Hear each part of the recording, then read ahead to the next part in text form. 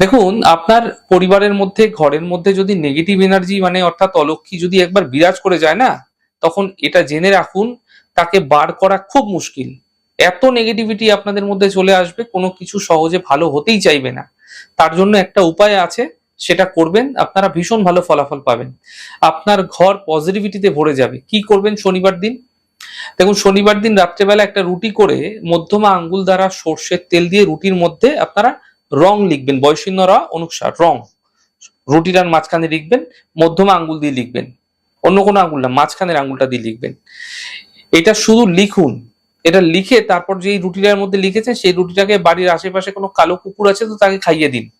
আপনি এটা দেখবেন, লক্ষ্য রাখবেন, যদি কুকুর খেয়ে নিচ্ছে তাহলে দেখবেন আপনি আপনার ঘরের মধ্যে যে অলক্ষী বাস একদম কখনোই হতে চাইবে না, কোনো নেগেটিভ এনার্জি থাকবে না, সর্বদা দেখবেন ঘরের মধ্যে একটা পজিটিভিটিতে ভরে যাচ্ছে। এটা করুন, ভীষণ উপকৃত হবেন আপনারা। এই প্রক্রিয়া খুব সহজ প্রক্রিয়া, খুব সোজা প্রক্রিয়া। এই ছোট্ট প্রক্রিয়াটি প্রত্যেক শনিবার ক্রমাগত করে যান, বেশ কিছুদিন, কয়েকটা শনিবার করুন না, দেখুন ম্যাজিক্যাল রেজাল্ট আপনারা আপনাদের গৃহে দেখতে পাবেন।